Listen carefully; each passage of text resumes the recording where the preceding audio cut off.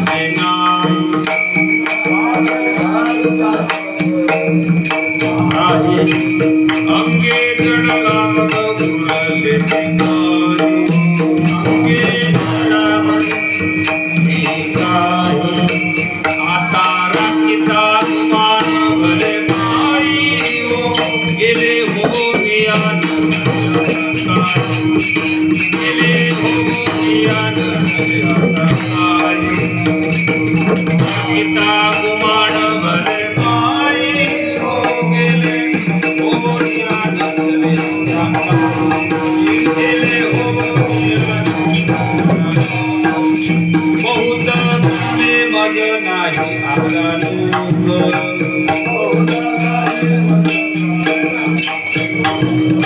एक सारी तातो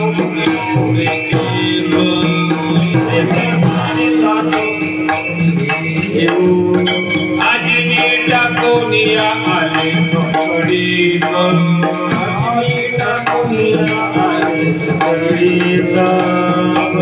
रचले आणि गेले गेले नवती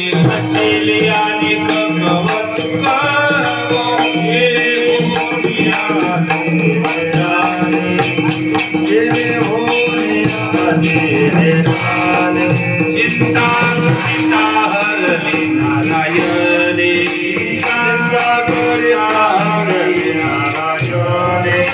अंगे संगे निनता तुझे जाणे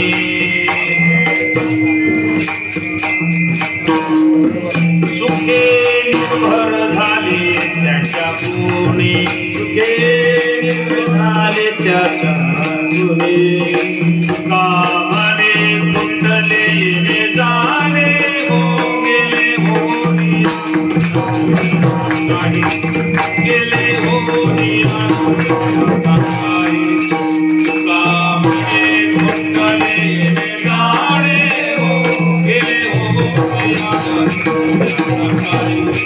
गेले हो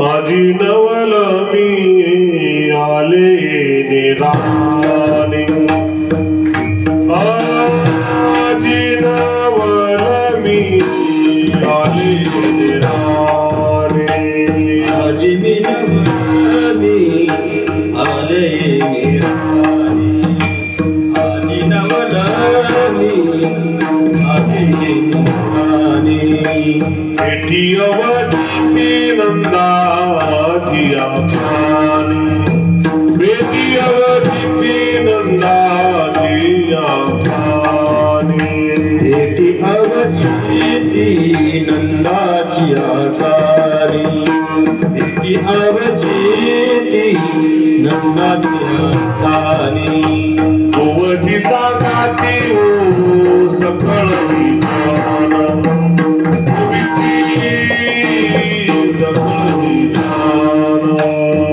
सांगती हो सकळ ही जना सांगती हो सकळही जन ओ ते संजीत आनियले ते देव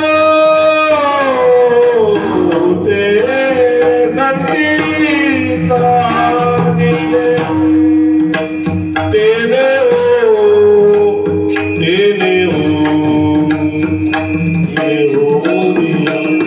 झाले आता बाई गेले होऊन झाले आता ते संचित आणि तेने हो ते संचित आणि तेने हो गेले हो निजले आता काय गेले हो निजले आता साद घालिता जवळी तुझे नाही अंगी जडला मग मुले जाईल आता रखत कुमान भले बाई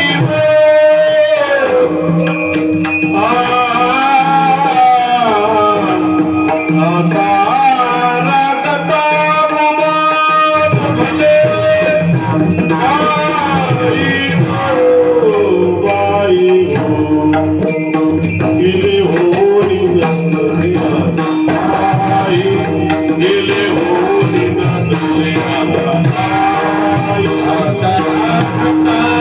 मान भले भाई हो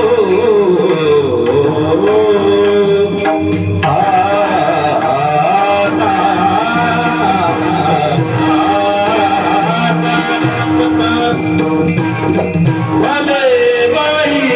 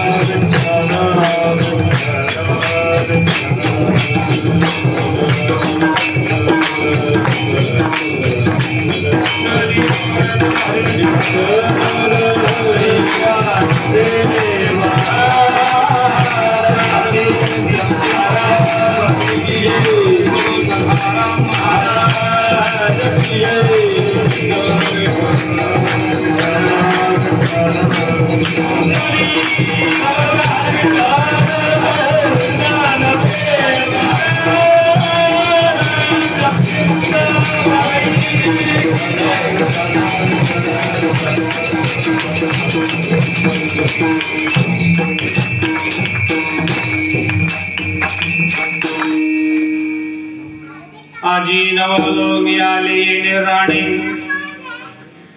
भेटी अवचित नंदाची कान्हे गोवी सांगती ओ सकळही जने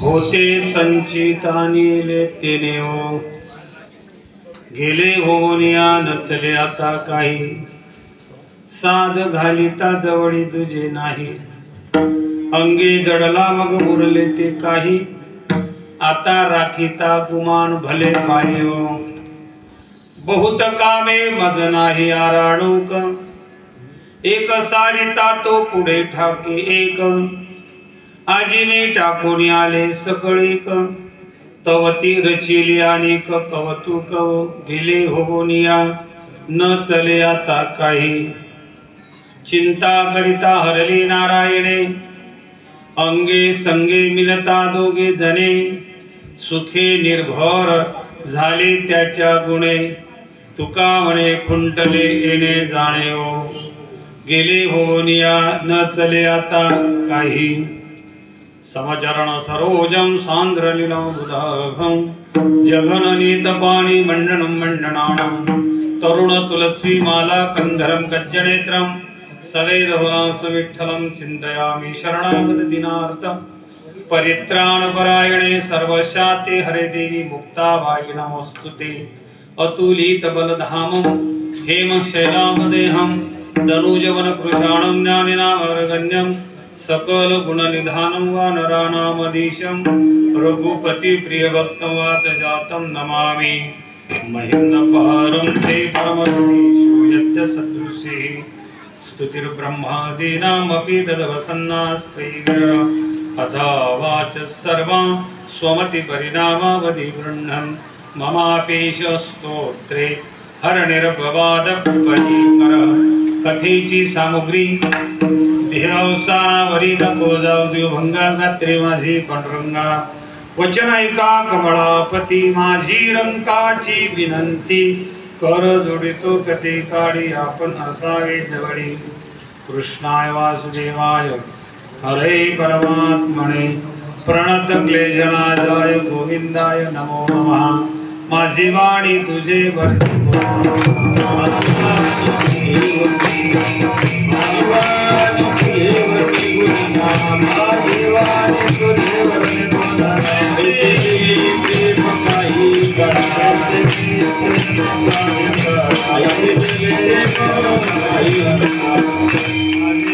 तुझे वर्णे गुणनाम ऐसे दी प्रेम काही कळा गजाननं भूतगणादिसेवितं कपित्य जम्बुफल चारुभक्षणं उमासुतं शोक विनाशकारकं नमामि विघ्नेश्वरं पाद पंकजं आजी नवलमी आले येणे राणे प्रस्तुत चराचरामध्ये वास करणारी आदिशक्ती जगन्माता चित स्वरूप असलेली श्रीमंत श्री मुक्ताईंची शक्ती संत श्रेष्ठ ज्या मुक्तामध्ये मुक्त आहे श्रेष्ठामध्येही श्रेष्ठ आहे आणि सर्वांमध्ये वरिष्ठ आहे अशा आदिशक्ती मुक्ताईंच्या असीम अपार अपूर्व कृपा क्षेत्राखाली असलेला सगळा परिसर त्यामधील हे बेटावत गाव आणि त्याच्यामधील हा परिवार मुक्ताईच्या विशेष कृपांकित असलेले आमचे हरिभक्ती सुनील महाराज यांच्याकडे गेल्या 23 वर्षापासून ही मंडळी वारकरी संप्रदायामध्ये जे प्रस्थांतरी आहे त्याची सेवा अविरत अखंडपणे करून वारकरी संप्रदाय विचार स्वतः स्वीकारून इतरांपर्यंत पोहोचण्याकरता त्यांचे जे प्रयत्न आहेत त्यातील एक भाग आहे आपल्या आजोबांचा म्हणजे आईचे वडील ऐका ही विशेष आहे मातृकुळाकडे त्यांच्या निमित्ताने हा सप्ताह गेल्या अनेक वर्षापासून 2 तप झाली ही वाटचाल झाली 2 तपाच्या दिशेने 23 वर्ष पूर्ण झाली आणि त्यामध्ये हे कौटुंबिक वातावरणामध्ये एक चांगल्या प्रकारची वाङ्मयाची सेवा आणि कीर्तन महोत्सव ग्रंथराज ज्ञानेश्वरी पारायण आणि त्यातील आजची ही काल्याच्या कीर्तनाची सेवा सेवेकरता घेतलेला जे अभंग आहे तो गवळणीपर प्रकारचा अभंग आहे जगद्गुरु तुकोबारायांचा आपण गवळणीचा अभंग सेवेकरता घेतलेला आहे यथावकाश यथामती त्याचं चिंतन आपण करू तत्पूर्वी महाराज श्रींना धन्यवाद देऊ की आपण खऱ्या अर्थाने वाङ्मयाची संप्रदायाची सेवा करतायत. आपला त्याबद्दल असलेली अनन्यता ही महत्त्वाची आहे. आपण 23 वर्षापासून या क्षेत्रामध्ये आहोत. म्हणजे सर्व आपण शक्यतो मला काल्याचं कीर्तन किंवा कीर्तनाला मी या सप्ताहामध्ये आहोत असं जवळजवळ त्यांची मला सेवा घडली. कोणाची सेवा घडली पाहिजे? तुका म्हणे मज घडो त्यांची सेवा. ज्यांनी संप्रदायाची सेवा केली त्यांची सेवा जर आपल्याला घडत असेल तर आपल्या दैवाला तरी माझ्या दैवा पारणी येणारी दरवर्षी सेवा असते. चांगल्या प्रकारचं हे कुटुंब आहे. प्रपंच दुःखरूप आहे. सगळ्या संतांनी त्याचं मूळ दुःखाचं सांगितलं. तो अशाश्वत आहे, नाशिवंत आहे वगैरे वगैरे वर्ण आपण नेहमीच ऐकतो. पण ऐका, संसार हा परमार्थाला कधीच बाधत नाही. आणि तो जर असता तर 23 वर्षा सप्ताह झाला नसता.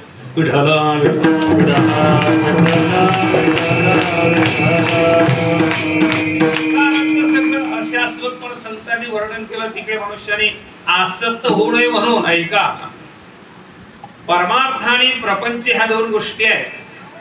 पण शास्त्राने सांगितलेला, शास्त्राच्या प्रमाणे जर आपण संसार आपला केला तर तो संसार सुद्धा आपला परमार्थाला कारणीभूत ठरू शकतो. आणि आपल्या मनाने जर आपण परमार्थही केला तरी तो आपल्याला घातक ठरू शकतो. हे स्वतंत्र चिंतन आहे. पण या संसारामध्ये राहूनच आपण खऱ्या अर्थाने हा प्रपंच सुद्धा परमार्थाच्या दिशेने नेण्याचा प्रयत्न आपण करताय. घर असून ते मंदिरासारखं वातावरण इथं वाटते. याचं कारण आहे आपण करत असलेली साधना.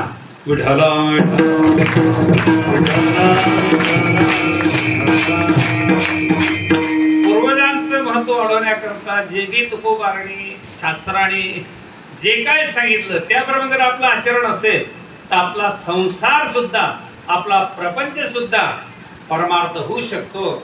आणि आपल्या वडिलांचं महत्व वाढवू शकतो. विदुर नीतीमध्ये वडिलांचं महत्व कमी करण्याकरता 8 गोष्टी आहेत. आणि आपल्या परमार्थामध्ये राहून आपल्या वडिलांचं महत्व वाढण्याकरता 5 गोष्टी आहेत. सांगत राहिलो तर आपला गवळण मोठी आहे. कीर्तनाकरता अभंग मोठा घेतला, वेळ कमी आहे. हे विशेष आहे. वेळ कमी आणि अभंग मोठा, गवळणीकर. तो अभंग घेण्याचं कारण असं आहे ना, आपण नेहमीच काल्याचे कीर्तन करतो. ऐकणारे तेच असतात ना, दुसरं कोण असतात? तेच ते ऐकणारे, सांगणारे तेच ते. अभंग आपण जर त्या प्रकारात एखादा नवीन अभंग येत, नवीन म्हणजे काय, आपण काय शोधून काढला तो आहेच महाराजांचा. नवीन याचा अर्थ असा आहे म्हणजे आप्पा गाडी तशीच असते, काही त्याच्यामध्ये बदल नसते. 4 त्याला टायर असतात, चाक असतात, इंजिन पुढेच असते, बसण्याकरता शिटा असतात. काही मागचा पत्रा दाबून देतात, पुढे असा काढतात, झालं. पुढचं दाबतात, मागून काढतात, त्याच्यात दोन्ही बाजू दाबतात. काहीतरी इकडचं तिकडे करून काहीतरी नवीन मॉडेल बाजारामध्ये आणतात आणि मग लोक त्याला म्हणतात वा वा नवीन काहीतरी. तसा हा एक म्हणजे कीर्तन तरीच असते, त्याच्यामध्ये काही बदल नसते. पण नवीन एखादा अभंग शोधून काढायचा. शोधून म्हणजे असतेच तो तुकोबाऱ्यांचा, दिळोबाऱ्यांच्या गवळणी आहेत, तुकोबाऱ्यांच्या गवळणी आहेत, फार सुंदर गवळणी आहेत. त्या गवळणी तुकोबाऱ्यांनी चिंतना करता निर्माण केलेले आहेत. त्याचं चिंतन आपल्याला होते. आपले कानावर शब्द पडतात, टाळकऱ्यांनाही ते ऐकायला मिळतात नवीन नवीन. त्यांच्या मुखातून ते बाहेर पडतात आणि वाङ्मयाची सेवा होते. तुकोबाऱ्यांच्या अक्षरांची, अक्षर ब्रह्माची सेवा होते. हा एक उदात्त हेतू नवीन अभंग घेण्याच्या पाठीमागं असते.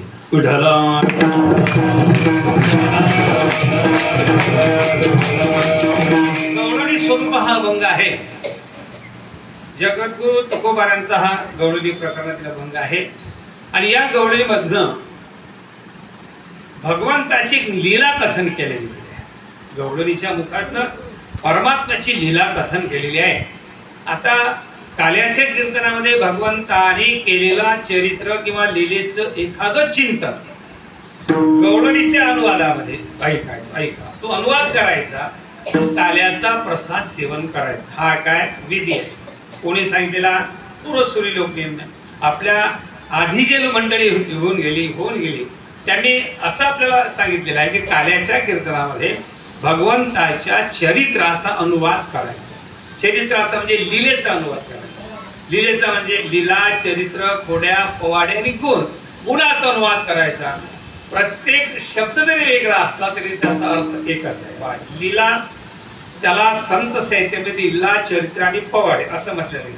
गायन ते लीला चरित्र पवाडे. संत साहित्यामध्ये या गोष्टीला 3 लीला चरित्र पवाडे. शास्त्रकाराने त्याला गुण म्हटले. कोणी अशितगिरी समस्यात कचलम सिंधु पात्रे सुरतरोर शाखा लेखनी पत्रमूर्वी लिखते गृहीत्वा शारदा सर्वकालम तदपि तव गुणांना ईश पारम न याति. शास्त्राने त्याला काय म्हटलं?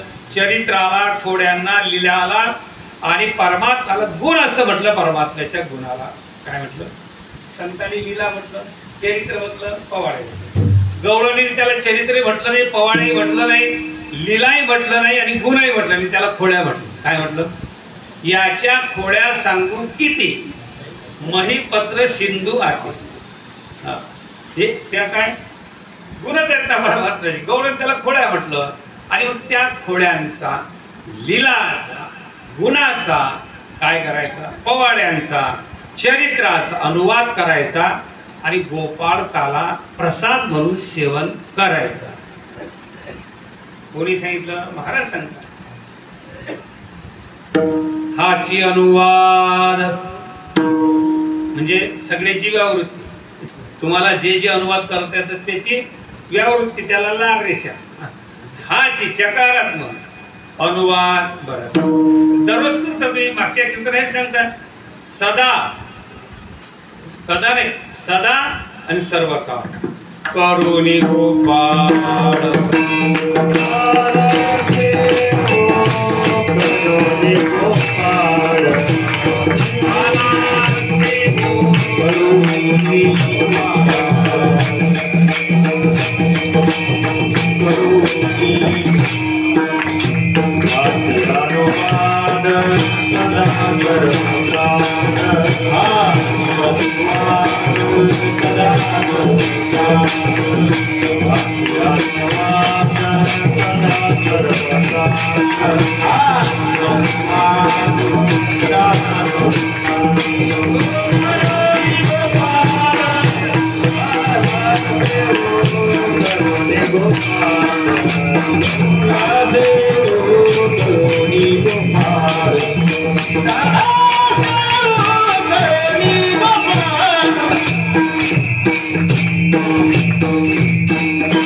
अनुवाद करू पण कोणाचा? पैशा गौड नित्या अनुवाद करती, त्यांचा अनुवाद करायचा आणि गोपाळ काल्याचा प्रसाद सेवन करायचा. करोनी गोपाळ, अनुवाद करोनी गोपाळ काला सेव. मग ही एक गौड ऐका, जिचा जन्म भगवंताच्या अवतारासोबत गोकुळामध्ये झाला. अनेक जन्मामध्ये तिने भगवंताची काय केली? भक्ती केली. भगवंताप्रती अनन्यता असलेली. ऐका, अन्याचा आश्रय त्यागून एकाचा आश्रय करणे त्याला अनन्यता असं म्हणतात. भक्तीमध्ये ते अपेक्षित आहे. व्यभिचार भक्तीमध्ये नसला, व्यभिचार झाला ते मोठे जरी असले ज्ञानोबांत, हे सर्वज्ञ म्हणवती, त्याचा परिणामही माहिती आहे त्यांना.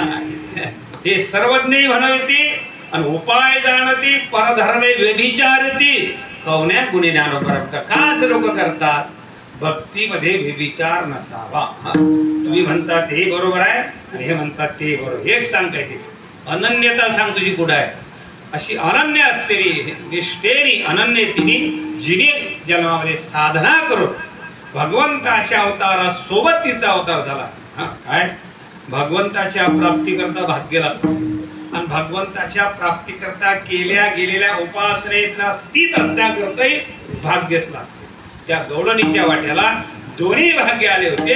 निरोपर्यंत ऐशा भाग्याच्या त्या जन्मल्या संसारी अतिशय भाग्यवान असलेल्या गौडणी आणि त्या गौडणी अनन्यता भक्ती करून भगवंताच्या अवतारासोबतच गोकुळामध्ये अवतार झाला. आणि ती गौडण ऐका, भगवंताच्या भक्तीमध्ये रममाण असल्यामुळं त्या भक्ती साधनेने परमात्माची प्राप्ती झाली, तिची आर्तता पूर्ण झाली. आजी पुरले व आरतीचे आर होते, हृदयी बहुत दिवस चिंतित मनावरून इंद्रिया सतत दृष्टी धनीवरी पाहू गोपीनाथ तिची घडून आले अनायासे जाता यशोदे घरा वाणाची आमिसे आला खेळत खेळत वाळवेसे कवळी घाली मिठी गदगदा हासे हो.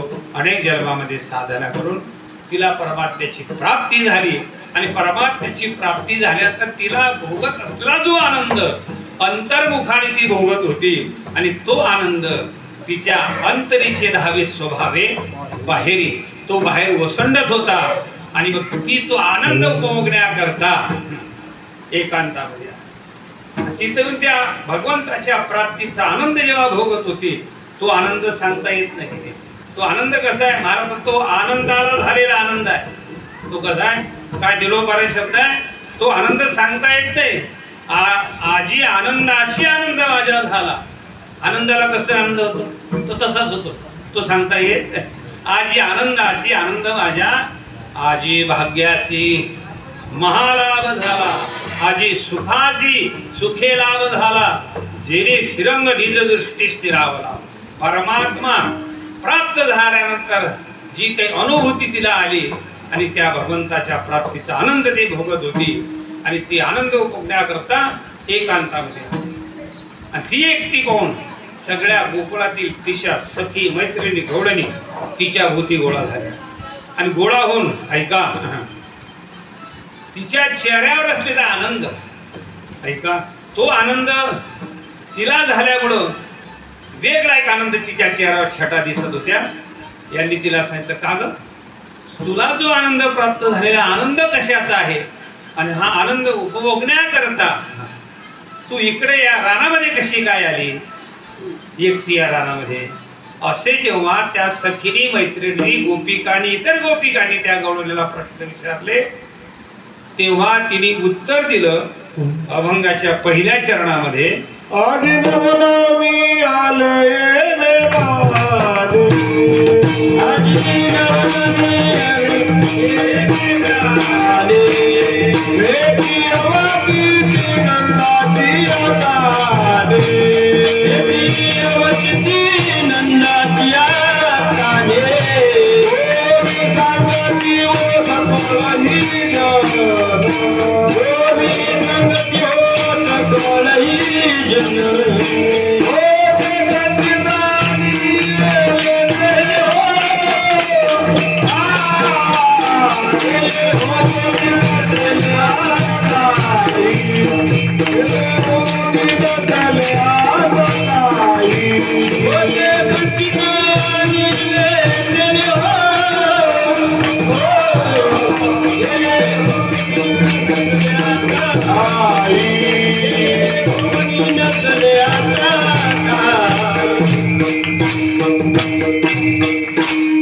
जन जेव्हा असा प्रश्न इतर गौडींनी केला तिने उत्तर दिलं. काय उत्तर दिलं प्रश्न होता इकडे या रानामध्ये कशी काय आली. तिने अभंगाच्या पहिल्या कडीमध्ये आणि चौकडीमध्ये चौथ्या कडीमध्ये उत्तर दिलं. म्हणजे अभंगात चौकडी आहे. चौकडी म्हणजे एका चरणामध्ये 4 कडवे काही दुकडे असतात काही चौकडे असतात. एका प्रश्नाचं उत्तर दिलं पहिल्या कडीमध्ये आणि चौथ्या कडीमध्ये. काय प्रश्न आहे तू इकडे आली कशी काय एकटी या रानामध्ये. तिने उत्तर दिलं नवल. काय उत्तर दिलं नवल. नवल जगद्गुरु तुकोबारायांच्या साहित्याचा जर आपण विचार केला विशेष करून काल्यांचे अभंग आणि गवळणी प्रभंग तर त्याच्यामध्ये बऱ्याच संतांनी तुकोबारांनी विशेष करून श्लेष नावाचा अलंकार काय वापरला. अलंकार साहित्यामध्ये आहे. गुरुजी आपल्या समोर आहेत. अनेक अलंकार आहेत त्याच्यामध्ये श्लेष अलंकार आहे. श्लेष अलंकार कशाला म्हणतात म्हणजे एका वाक्यातून 2 अर्थ निघणं त्याला म्हणतात श्लेष अलंकार किंवा 2 अर्थ निघतील अशी वाक्य रचना करणं त्याला श्लेष अलंकार म्हणतात. इतर आपल्याला व्यवहाराचे दृष्टांत देता येते पण ते दिल्यापेक्षा आपण या अभंगाचं चिंतन करून पुढे निघून जाऊ. पहिलं उत्तर दिलं तिने नवल. मी इकडे आली हे काय नवल आहे. नवल म्हणजे नवलच आहे ना. वास्तविक तिचं गाव कुठं तिचे इकडे शेती नाही काही घर नाही इकडे एकटी आली हे नवल आहे. नवल म्हणजे कशाचाच संबंध नाही. एखादा मनुष्य पूर्व प्रारब्धाने संसाराच्या व्यापातून जबरदस्तीने जे काही खेचल्या गेला का, तुम्ही कधी वारीला नसता आहे की नाही, तुमच्या घरी कुटुंबात कोणी वारकरी नाही, तुमचा या विचाराशी दुरान्वी संबंध नाही, आणि असा मनुष्य जिकडे आला तर काय वाटते माणसाला, नवलच आहे ना. हे संबंध नसताना जर इकडे खेचल्या गेलं तर ते नवल आहे. आणि दुसरा मुद्दा असा आहे की आपल्याला जी मंडळी समजा आपला कशातच संबंध नाही, पारमार्थिक अवस्थेमध्ये आपण खेचल्या गेलो ती म्हणते या, पण गवळणी म्हणतात नवल कसं काय, म्हणजे तू इकडे आली, गाव तुझं इकडे नाही, पण हे नवल हे एवढं उत्तर नाही द्यायचं. कसं आहे, समर्पक उत्तर आम्हाला अपेक्षित आहे. तू इकडे कशी आली, एकटी रानामध्ये आली, तू उत्तर दिलं आजी नवल मी आले येणे राणे, या रानामध्ये मी आले, हे नवल आहे. गवळणी म्हणतात नवल आहे, पण हे उत्तर आम्हाला समर्पक नाही. अपेक्षित उत्तर काय, तर तिने दुसरं उत्तर दिलं, होते संचित आणले तेने, माझं संचित होतं आणि माझ्या संचिताने मला इथं आलं. काय उत्तर दिलं तिने, या क्षेत्रामध्ये येण्याचं काय होतं, माझं संचित होतं आणि म्हणून मी इथं आली. माणसाच्या हातात काय असते, आपल्या हातात असते काय, आपण इथं आलो, प्रारब्धाच्या अधीन आपलं सगळं जीवन असते. म्हणून म्हणतात भाग्य से पहले, समय से पहले और भाग्य से अधिक किसी को कुछ न मिलने वाला नहीं है. याचा अर्थ असा आहे, जे प्रारब्धात असते तेच आपल्याला मिळते, संचितच आपल्याला संचितामध्ये असते तेच मिळते. तुकोबाराय बोलतात, माझी या संचिताचा ठेवा,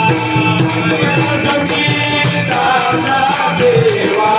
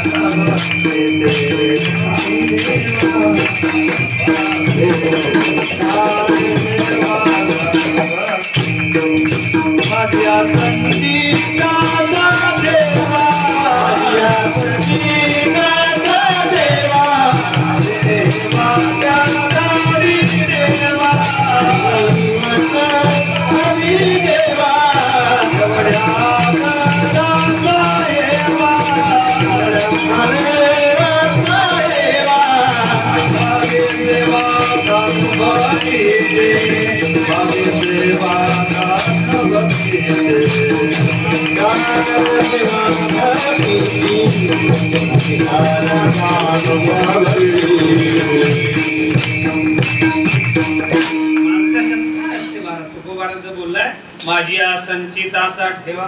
तुकोबारांनी माझ्या संचिताचा ठेवा म्हणून तिने वाट लागली, मला हे जे वाट प्राप्त झाली माझ्या संचिताने प्राप्त. तुकोबारांनी माझं संचित सांगतो. समोर डॉक्टर साहेब बसले म्हणून मलाही आठवलं, माझ्या संचिताचा, जे माझ्या संचिताचा ठेवा सांगतो तुम्हाला. तुकोबाराय असं बोलतात, माझ्या संचिताचा ठेवा तिने वाट दाविली, त्याच्या माझे संचिताचा ठेवा मी तुमच्या समोर उभा. कारण प्रयत्न वेगळे आणि संचित. मी लहान होतो, 8वी 9वी 10वी शाळेमध्ये माध्यमिक शाळेत शिकत होतो गावात आमच्या, आणि आमच्या घरी करसगाव परतवाड्याच्या पुढचे ढोर डॉक्टर आमच्या घरात बाहेर राहतो.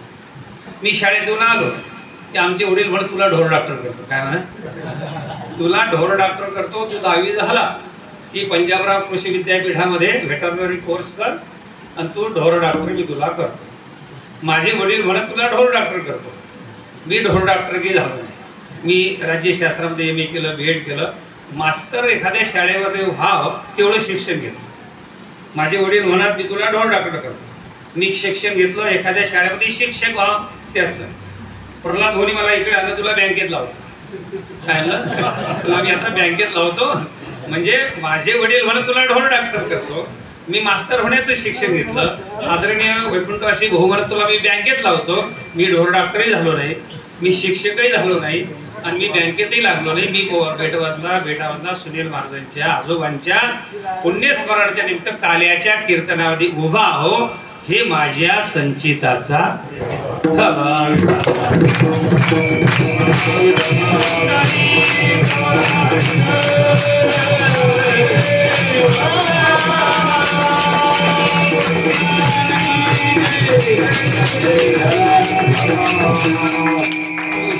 कशा करता बोलतो संचितामध्ये जे असते ते होते आपल्या हातामध्ये काही नाही. तुकोबा म्हणतात माझ्या संचिताचा ठेवा. ती गौडर म्हणते मी या राणामध्ये एकटी आली. कोण आणलं मला? माझ्या संचिताला मी इथं आणलं. होते संचिताने येले तेने हो माझ्या संचिताने आणलं. इथे प्रश्न सापडतो मग संचित जर सर्व करत असत संचिताने मनुष्य जर होत असत तर मग तर याला पुष्टीच भेटली कशाला? लोक म्हणतात तेच बरोबर आहे. लोक काय म्हणतात? लोक हेच म्हणतात ना आम्हालाही परमार्थ करा वाटते, आम्हालाही सुनील महाराज तुमच्यासारखा स्पेशल सप्ताह करा वाटते, आम्हालाही वारी करा वाटते, आम्हालाही देवदेव करा वाटतो कैलास भाऊ, आम्हालाही परमार्थच करा वाटतो पण आमच्या संचितात नाही. बरं झालं ना हे बरं झालं ना. बरं मग तुम्ही लोकांना कसं काय बनवू शकता? तुकोबा आहे उपदेश कसा काय करू शकता? ज्ञानोबा कसं काय बनवू शकता? हरिमुखे म्हणा, हरिमुखे म्हणा. हो आमचं म्हणा बरोबर आमच्या संचितात येईल कशाला म्हणा असं होईल ना. याचा अर्थच आहे संचित बलवत्तर आहे की प्रारब्ध बलवत्तर आहे की प्रयत्न बलवत्तर आहे? नेमकं काय म्हणसाल? त्याचं उत्तरच आहे तुम्ही जर असं म्हटलं आमच्या संचितात नाही, संचितात नाही, संचितात नाही म्हणून तुकोबा सांगतात तुझं वाटोळं करू नको. मनसी नाही रे संचित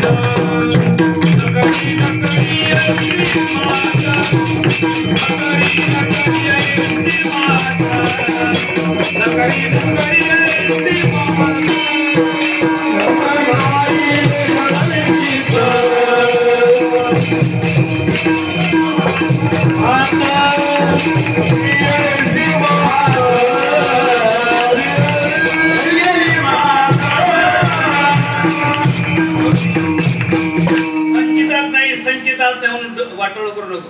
म्हणशी नाही रे संचित न करी ऐशी मा. आपण संचितात असतं तर लवकर रे होत. नोकरी संचितात तुझी माझ्या हात ऑर्डर देत होते एमईसी बँकेची ऑर्डर पण संचितात असं लवकर मिळेल ना. संचितात नसलं तर प्रयत्न करावे लागतील. ऐका आता प्रयत्नवाद मान्य करायचा की प्रारब्धवाद मान्य करायचा हे दोघही आपापल्या क्षेत्रामध्ये प्रबळ आहे. प्रयत्नवादाच्या क्षेत्रामध्ये प्रयत्न मोठा आहे आणि प्रारब्धवादाच्या क्षेत्रामध्ये प्रारब्ध श्रेष्ठ आहे. प्रयत्नही श्रेष्ठ आहे आणि प्रारब्धही श्रेष्ठ आहे त्याच्या त्याच्या क्षेत्रामध्ये. विठ्ठला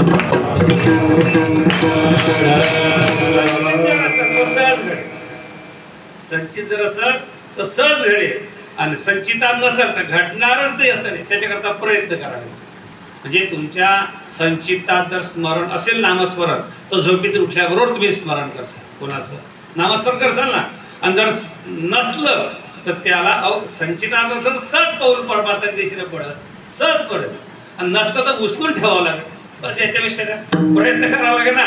त्याला कोणाला सांगावं लागेल मला काकड्याला उठव जा पण पिंटू पाटील तुम्ही उठाल काकड्याला मला उठव जा नाही उठव तर तोंडावर पाणी मारजा मला जरा म्हणजे काही त्याला प्रयत्नाने पराकाष्ठा करावा लागेल ना. आणि एवढं करून जर त्याला झोप येत तर शेतीला दोरा बांधून गाठ बांधून आधी डुलकीत जाग म्हणजे त्याला प्रयत्नाची पराकाष्ठा करावी लागेल. त्या त्या क्षेत्रामध्ये ते ते श्रेष्ठ असते. ती गौडण म्हणते मी या क्षेत्रामध्ये आली.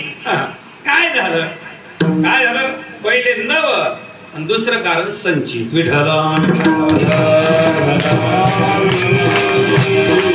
संचिताने ते देव माझ्या संचिताने मला इथं आणलं.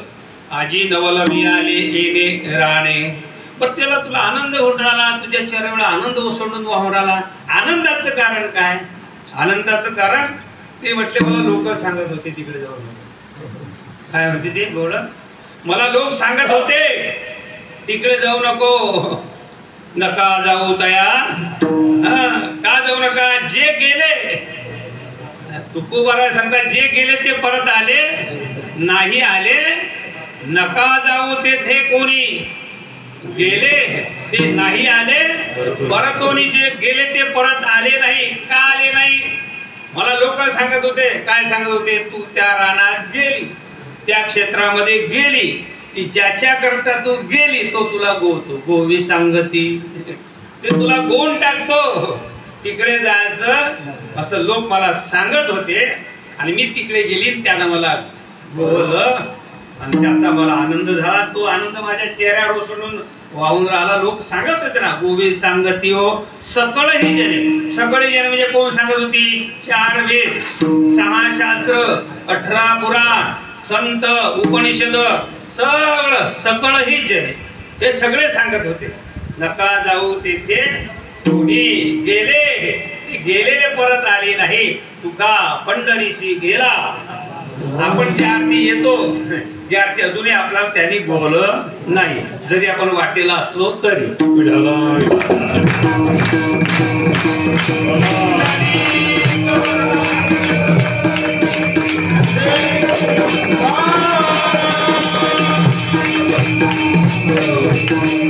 तिकडे गेली. गोवी सांगती सकळी जने होते संचिताने. काय उत्तर दिलं त्या गौडणीला? आजी नवल मिळाली नेराने. गोवी सांगती हो सकळी जने भेटी अवचित. तिकडे मी गेली आणि मला त्याची भेट झाली. कोणाची भेट झाली? अवचित भेट झाली. कोणाची भेट झाली? नंदाची या काने. त्या नंदाच्या कानाची भेट झाली. कोण? नंद. नंद कोणाला म्हणतात? नंद कोणाला म्हणतात? नंद हे काही नाव नाही. जसं निवृत्ती, ज्ञानदेव, सोपान, मुक्ताबाई हे नाव आहेत का? ही भावंड जन्माला येण्याच्या आधी, अवताराला येण्याच्या आधी ही नावं नव्हती. सर्व 12व्या शतकामध्ये विठ्ठलपंत आणि रुक्मिणीच्या पोटी जेव्हा ही भावंड अवताराला आली तेव्हा ही नावं उदयाला आली. याच्या आधी नावं नव्हती. हे नाव आहेत का?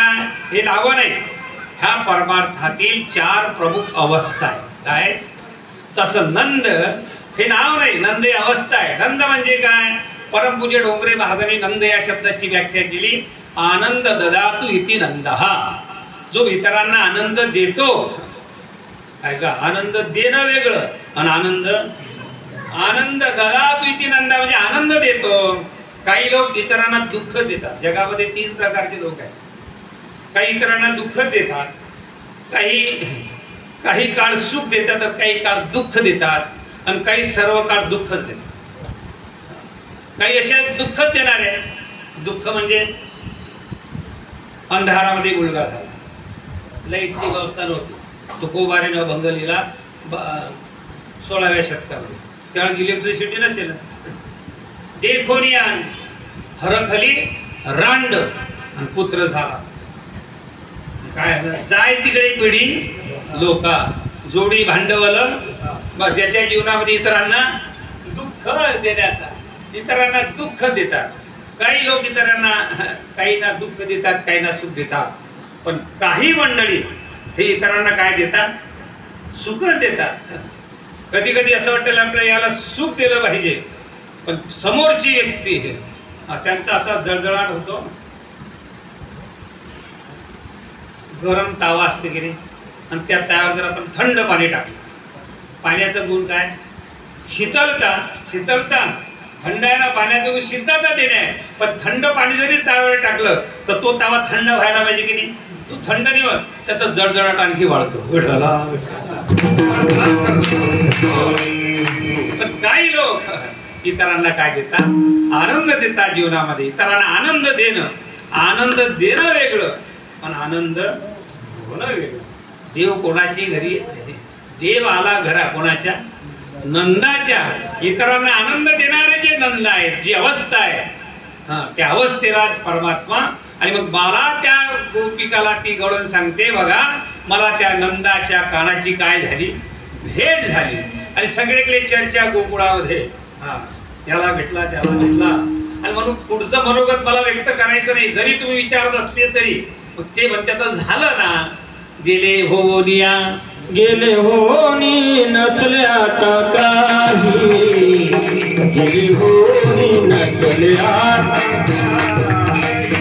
गेले होनी नचले आता काही गेले होनी नचले आता काही साध घाली दाजवरी तुझे नाही साध घाली दाजवरी तुझे नाही साध घाली दाजवरी तुझे नाही घाली दाजवरी तुझे नाही गडला मधुरले ते काही अगदी गडला मधुरले ते काही गडला मधुरले ते काही गडला मधुरले ते काही आता रखता गुमान गले बाई हो रखता गुमान गले बाई हो गुमान गले बाई हो रखता गुमान गले बाई हो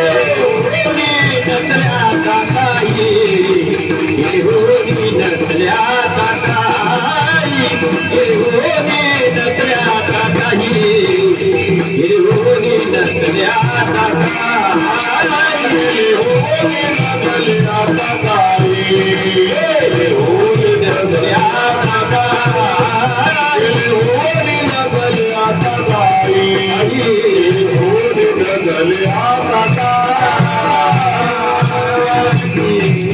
गवळणीचा हा अनुवाद आहे. हा अनुवाद करून आपल्याला काला सेवन करायचा आहे. त्या गवळणी म्हणतात चर्चा आहे सगळी गोकुळामध्ये. ते म्हणते आता पुढे काही विचारू नका विनाकारण प्रश्नाचा भडीमार करून जे झालं ते असू द्या. गेले भोरिया न झालं ना न चले आता काही. पण त्या गवळणी पुन्हा पुन्हा त्याला प्रश्न विचारतात. का ग तो भेटला त्याने तुला गोल असं तू सांगून राहिली. मग तू कोणाला आवाज द्यायला पाहिजे होता ना. कोणाला तरी हाक मारायला पाहिजे होती. ते म्हटले हाक मारत होती पण काय झालं. गेले हो नचले आता काही साध घालिता जवळी तुझे नाही. कोणाला आवाज द्यायचा. आवाज द्यायचा म्हणता तुम्ही कोणाला द्यायचा. जवळ कोणीच नव्हतं. जवळी तुझे नाही कोणीच नव्हतं. म्हणजे कोणी माणसं तुझ्या जवळ नव्हते ते पण नाही. एकटीच रानामध्ये बरं नशील व्यक्ती नसतील कोणी पण झाडं होते ना. ते म्हणजे झाडही नव्हतं. पशु पक्षी कोणीच नव्हते. साध घालिता जवळी तुझे नाही. माझ्याशिवाय दुसरं कोणीच नव्हतं. म्हणजे त्याच्याशिवाय माझ्याशिवाय त्या रानामध्ये कोणीच नव्हतं. कोणीच नव्हतं म्हणजे कोणीतरी असेल ना जड चेतन. ते म्हणजे कोणीच नव्हतं. का नव्हतं. का नव्हतं का जोडी कोणतरी असायला पाहिजे ना. परमात्मा भेटला. काय तुकोबराचे शब्द आहेत. अंगे जडला. हा जडला या शब्दाचा अर्थ काय. जडणे म्हणजे एकरूप होणे. एकरूप म्हणजे बिल्डिंग झाल्यानंतर जसं ते दिसत नाही एकरूप होते. काही लोक या देहाला काय म्हणतात आपलं स्वरूप. काही या देहामध्ये असलेल्या आत्म्याला आपलं स्वरूप मानतात. आणि काही मूळ चैतन्य जे आहे त्या चैतन्याला आपलं मूळ स्वरूप मानतात. जाणतेने ज्ञानोबा ज्यांना जाणतेने म्हणतात. असे जाणते माणसं देहालाही आपलं स्वरूप मानत नाही. आत्म्यालाही आपलं स्वरूप मानत नाही.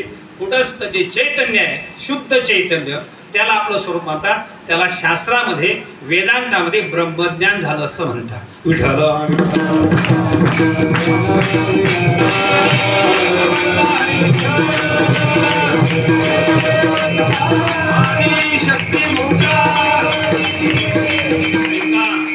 हे भक्ती शास्त्राचं वैशिष्ट्य आहे.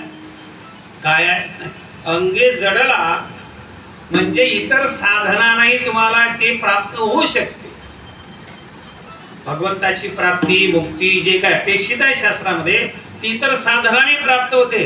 पण भक्तीचं वैशिष्ट्य असं आहे की एकदा भक्तीची परिपक्वता झाली की त्याला शोधायला जावं लागत नाही. तो येतो. तो स्वतःहून जडतो अंगाला. सुखी येतो घरा नारायण. मग तो आपल्याला महाराज अविनाश करी आपले असे लावी मना पिसे गोविंदाच्या असा जडतो. आता त्याने ठरवलं. तो भेटला. भेटला म्हणजे त्याने टाटा केला बाय बाय केला. भेटण्याचे स्वरूप कसं आहे तर तुकोबाराने शब्द वापरला अंगे जडला. तो माझ्या अंगाला जडला. जडला म्हणजे एकरूप झाला. एकरूप झाला याचा अर्थ असा आहे तिथं तुझे पण राहिलं नाही, मी तू पण जाऊ दे दुरी, आणि एकची घोंगडी पांघरू हो. भक्त आणि देव हा भाव सुद्धा राहिला नाही. एक रूपता झाली आणि त्यांनी जर मला म्हणजे भेटायचं ठरवलं, कोणी त्या तो जडला, मी नाही, तो जडल्यामुळं ही अवस्था प्राप्त झाली. आता भगवंतानी भक्तिशास्त्रामध्ये परमात्मा भेटतो, आपल्याला भेटण्याची गरज जास्त भक्तीचं वैशिष्ट्य आहे. आणि त्यांनी ठरवलं तुम्हाला भेटायचं, मग काय अवघड आहे? आपण जर त्याला भेटायचं ठरवलं तर खूप अडचणी आहे. किती अडचणी आहे? आता त्या अडचणीचा पाळा जर वाटला जाऊ द्या. आपल्याला पंतप्रधान नरेंद्र मोदीची भेट घ्यायची, आपण किती कष्ट आहे. पहिले त्यांची म्हणजे तिथं अपॉइंटमेंट घ्यायची, ते आपण भेटायचं, भेट होती की नाही. महाराष्ट्राचे पुढे राज्याचे मुख्यमंत्री 3-3 दिवस वाट पाहतात घरी येतात, का भेट नाही झाली त्यांची. म्हणजे त्यांनी जर ठरवलं तर त्यांना एवढा म्हणजे त्यांच्या भेटी करता आपला तर फारच लांबचा विषय आहे. आपण जर ठरवलं बा पंतप्रधानांना भेटायचं, किती अवघड आहे. अवघड आहे की नाही. आणि त्यांनी ठरवलं डॉक्टर साहेब तुम्हाला भेटायचं, काय अवघड आहे. त्यांनी ठरवलं मला सामरोदा जायचं आहे आणि डॉक्टर साहेबांची भेट घ्यायची आहे. उलट त्यांनी जर ठरवलं तर सामरोचे रस्ते खड्डे बिड्डे सगळे व्यवस्थित होतील. जे ज्या ज्या मार्गाने ते येतील तो सगळा मार्ग राजा बोले.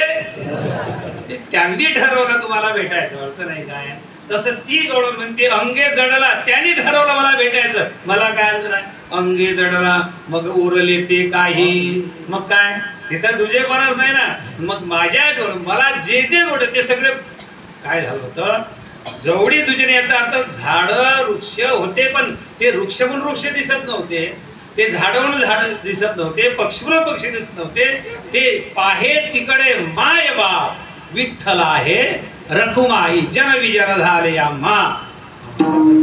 एक रूपता झाली, दुसरं दिसतच नव्हतं. का दिसत नव्हतं? अंगी जडला मग उरले ते काही. जवळी जवळ तू म्हणता कोणाला आवाज द्यायला पाहिजे होता, कोणाला आवाज द्यायचा. साथ घाली तर जवळी तुझे त्या देवाशिवाय दुसरं मला काही दिसत नव्हतं. जे जे दृष्टी दिसे ते ते हरिरूप, सगळं हरिरूप दिसत होतं. हरिरेव जगत जगदेव हरी, हरि हरितो जगतो नाही भिन्न वपू इति यशमती परमार्थ गती सनरो भवसागरम उद्धरती. विठ्ठला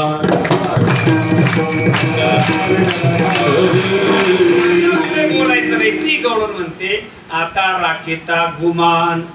गुमान म्हणजे गुपचूप. झाकली मूठ सवा. आता आपण भाव वाढले तर 1.5 लाखाची म्हणून झाकली मूठ. जर सगळ्याच्याच किमती वाढल्या तर तिची 1.25 लाख आपण किती कष्ट ठेवतात, तिचे भाव वाढ. ती म्हणते आता राखीता, आता पुढे बोलू नका, आता जे आहे ते बस. महाराजा जे झालं ते होऊ द्या. काय झालं? आजी नवल मी आले रान, बेटी अवचित नंदाची काने, गोवी सांगती सकळही जेणे, होते संचित आणले ते देव, गेले होऊन या नचले आता काही, साध घालिता जवळी तुझे नाही, अंगे जडला मग उरले ते काही. आणि आता ऐका, आता हे सगळं ऐकल्यानंतर आता राखीता गुमान, आता सगळं झाकून ठेवा गुपचूप. आता राखीता गुमान भले बाई हो. बरं तू म्हणते मी एकटी आली इथं, मग तुझ्या मग कामात ते काम, माझ्या मग खूप काम होते. अभंगाच्या 3ऱ्या चरणात सांगता माझं नाही आरानुक, नाही माझं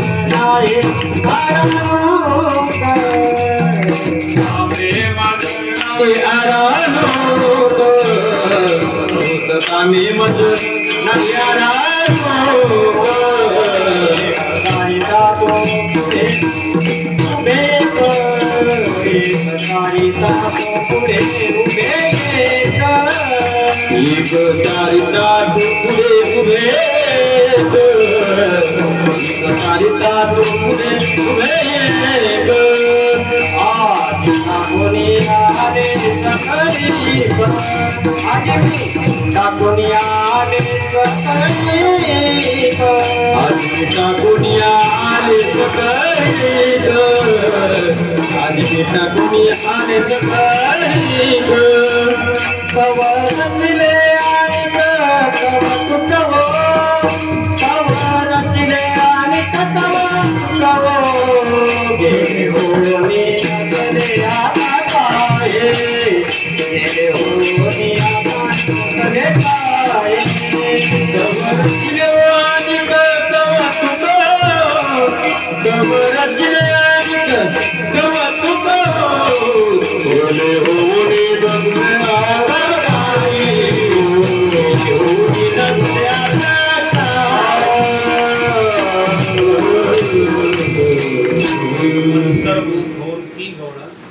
भगवंताच्या आनंदाला प्राप्त झालेली असल्यामुळे त्या सगळ्या गवळणी तिला मूळ स्वरूपाने हलून हलून तिला विचारतात, तिला सावध करतात. सावध करतात म्हणजे बेसावध होती. बेसावध होती म्हणजे बेसावध होती म्हणजे सावध होती. सावध होती म्हणजे बेसावध होती. म्हणजे तुम्हाला काय तुमच्या काही गोळ्या गिळ्या संपल्या काय रतरामभाच्या भाषेमध्ये बेसावध या शब्दाचा अर्थ सावध म्हणजे जे परमार्थामध्ये बेसावध असतात ते संसारामध्ये सावध असतात. संसारामध्ये सावध असतं म्हणजे मी देहासंबंधी कर्तव्य याची जाणीव असतं ज्याला म्हणजे आत्मा त्याचं मूळ स्वरूप.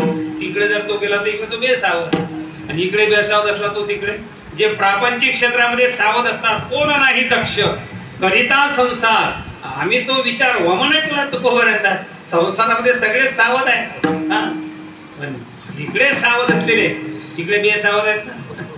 पण इकडे जे सावध असतात ते तिकडे बेसावध असतात आणि तिकडे जे बेसावध असतात तिकडे सावध असतात. दोन्हीकडे काही मनुष्य सावध राहू शकत नाही.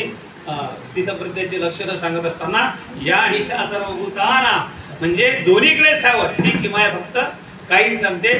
तशी ती गौड अंतर्मुखाने जेव्हा तिकडच्या क्षेत्रामध्ये जेव्हा ती सावध होती तिकडे बेसावध होती आणि तिला मग हे सावध करत होते.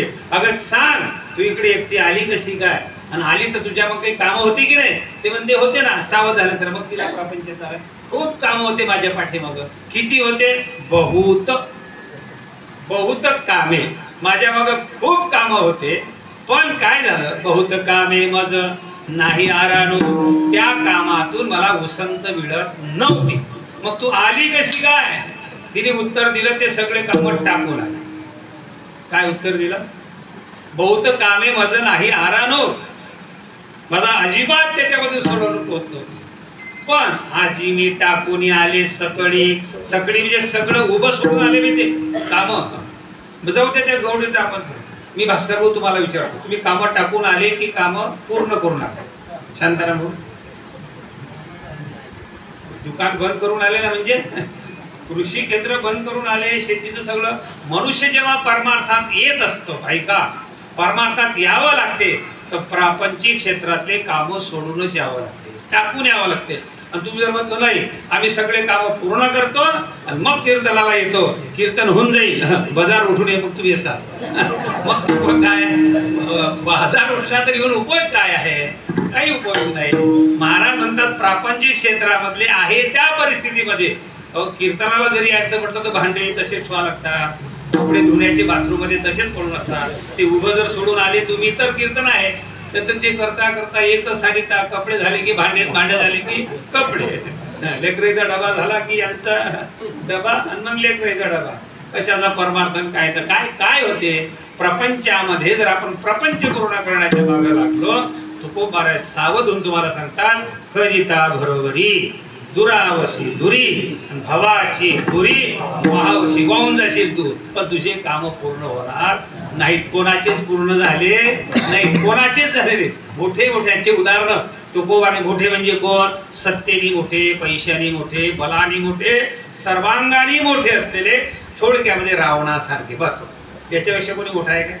त्याचं सगळंच सर्वच त्याचं व्याप्त होतं ना. आणि असं असतानाही त्याचं जर पूर्ण झालं नाही तर महाराज म्हणतात तुम्हाला तुम्ही कुठं पूर्ण करण्याच्या मागे लागले. आणि म्हणून संसारामधले काम उभे टाकून परमार्थाला यायचं. वारीला जायचं आहे ना सोडून द्या चला मुक्त वय तिंडीला ज्ञानोबा.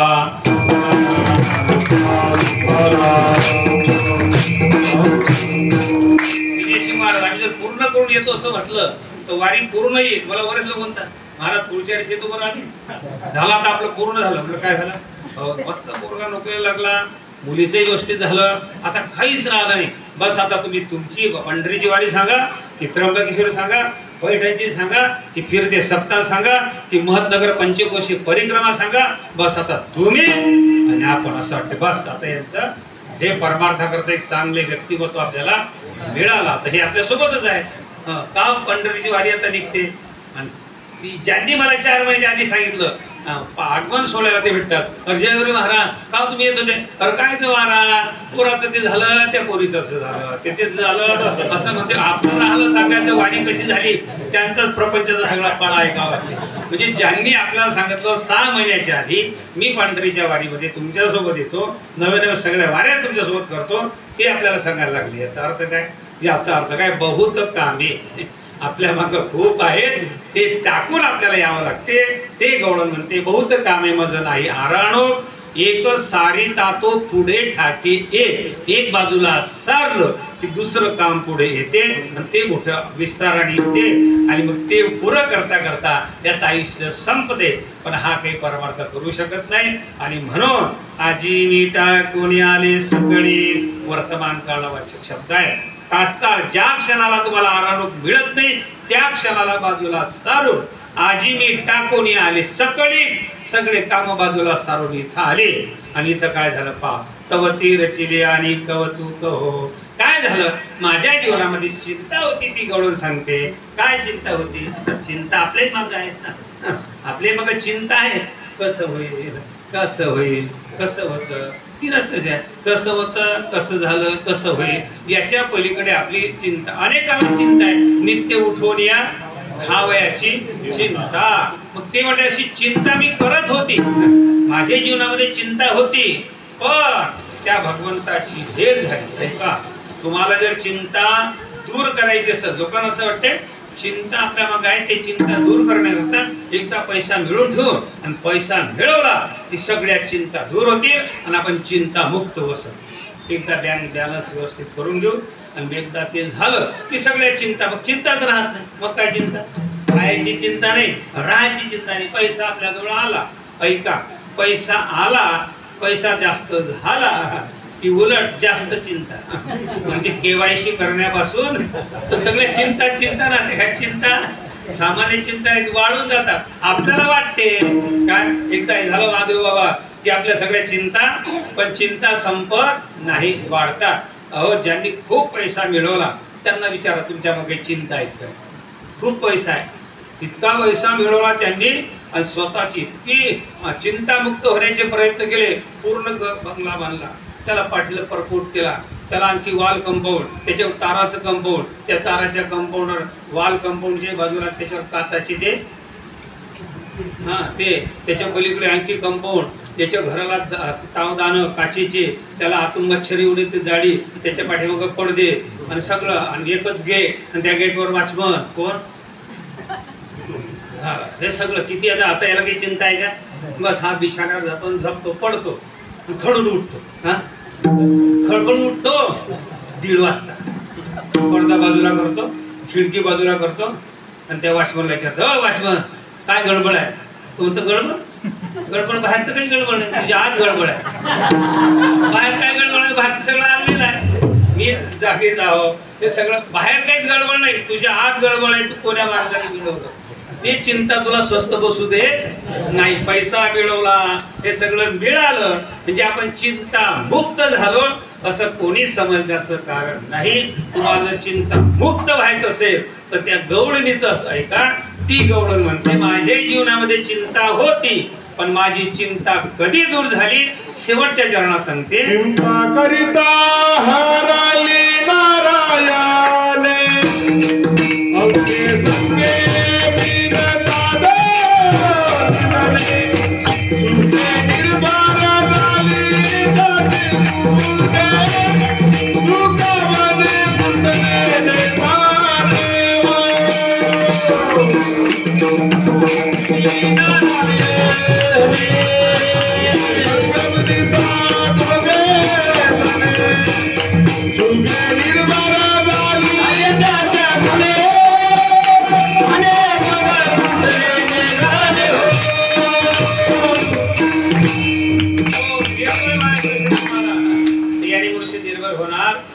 चिंता मुक्त म्हणजे निर्भय व्हायचं असेल, मुक्त व्हायचं असेल तर ती गवळण म्हणते ते ऐका सगळं.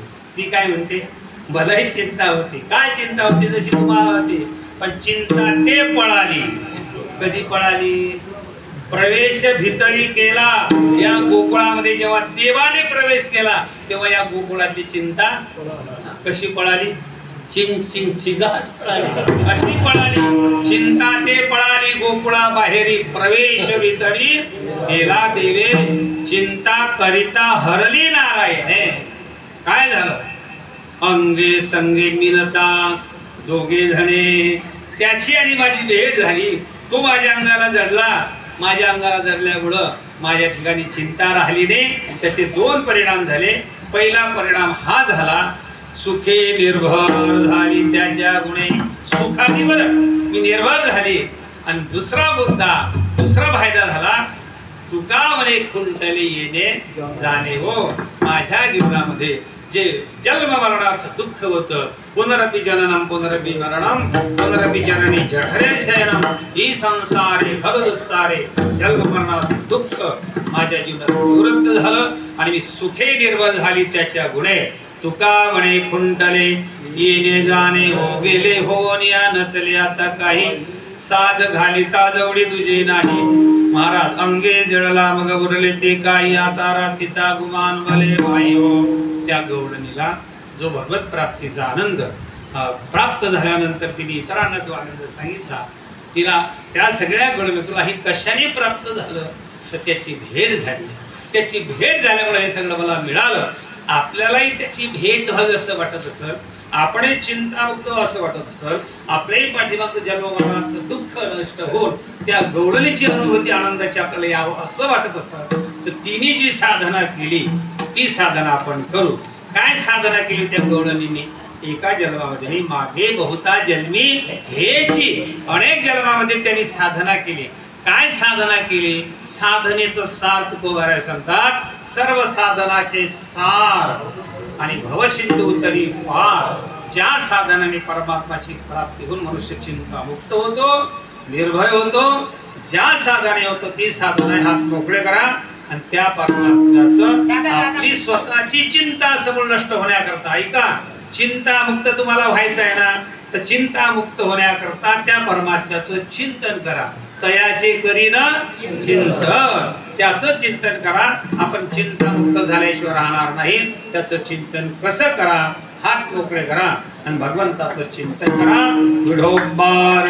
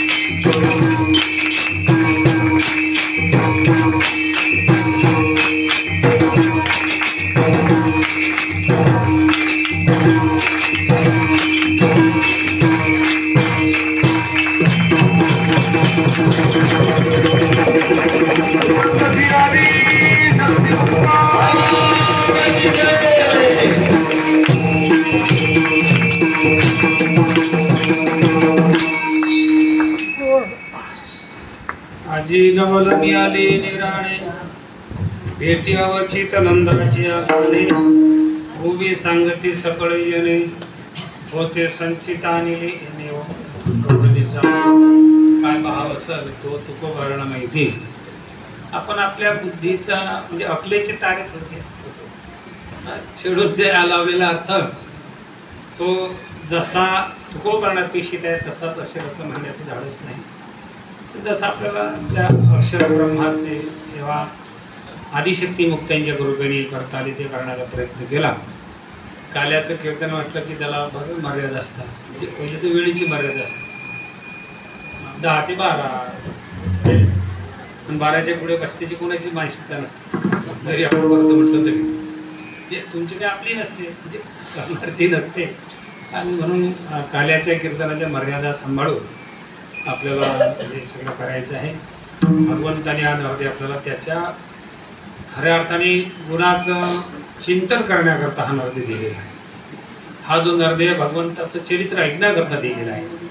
या नरद्याची इतिकर्तव्यता भगवंताचं चरित्र सहन करण्यामध्येच आहे. परमार्थ करण्यामध्ये भक्ती करण्यामध्येच आहे. नरदेच त्याच्याकरता आहे. पण ते आपण त्याचा म्हणजे देवे दिला देह कशा करता दिला हे माहीत आहे. कशा करता दे गोठा कशा करतात गोठा कशा करतात बैला करतात. आता घोडा झाला की नाही गोठा हा बैल बांधण्याकरता असतो म्हणजे गोठा बैला करता असतो. आता लोकांकडे बैलच राहिलेले ऐका ते काही लोकांकडे बैल आहे. काही लोक तर दोघांमुळे एक बैल आहे त्याचा एक बैल याचा एक बैल असं करून शेती करतात. काल मी ते ट्रॅक्टरचं उद्घाटन करायला गेलो मोताळ्याला तर इकडे जय भवानी ट्रॅक्टर्स मोटर्स त्याचं उद्घाटन होतं. तिथं सगळे शेती आधुनिक तंत्रज्ञान यांत्रिक शेती ट्रॅक्टरचंच कौतुक करायला लागले.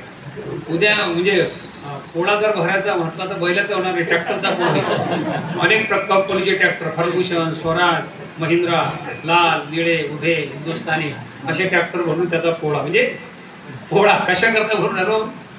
आता पोळा होऊन गेला. गोठा हा बैला करता असते. गोठा बैला करता असते पण बैल गोठ्या करता असते. बैल कशा करता असते. बैल शेती करता असते. बैल शेती करता असते. गोठा जरी बैला करता असते तरी बैला करता गोठा नाही. ऐका बैल कशा करताय बैल शेती करताय. तसा देहामध्ये जरी संसार असला पण हा देह संसारा करता नाही. देह कशा करताय देह परमार्था करताय वारी करताय कीर्तन ऐकण्या करताय भगवंताचं चिंतन श्रवण करण्याकरता देह आणि देहासंबंधी ज्या गोष्टी आहेत भगवंताने जो देह दिला त्या देहामध्ये इंद्रिय दिली त्या इंद्रियामध्ये पाठवी शक्ती दिली आपल्याला ज्ञान दिलं आणि अधिकार दिला. हा सगळा परिवार देहाधिक संसारामधला भगवंताच्या भक्ती करता भगवंताच्या चिंतना करता भगवंताच्या गुणाचा अनुवाद ऐकण्याकरता दिलेला आहे. म्हणून आपण तेच केलं पाहिजे. आणि काल्याच्या कीर्तनामध्ये ऐकावेन वानावेन ऐकावे म्हणजे सांगणारे नाही आणि ऐकणारे नाही तेच सांगावं. आता सांगण्याकरता खूप असते पण वेळ 15 मिनिट असते. आता 15 मिनिटामध्ये आपण काल्याचं चिंतन करू. काल्याचं चिंतन म्हणजे भगवंताचं चरित्र भगवंताच्या खोड्या भगवंताच्या लीला भगवंताचे पवाडे आणि भगवंताचे चरित्र. ईदशे चरित्र केले नारायणे रांगता बोधने राखीत आहे. गाई राखत असताना आणि रांगत असताना परमात्म्याने चरित्र केलं. त्या चरित्राचा अनुवाद आपण 15 मिनिटांमध्ये करू आणि उरलेल्या 5 मिनिटांमध्ये काल्याचा प्रसंग पाहून आपली सेवा पूर्ण करू. रांगत रंगली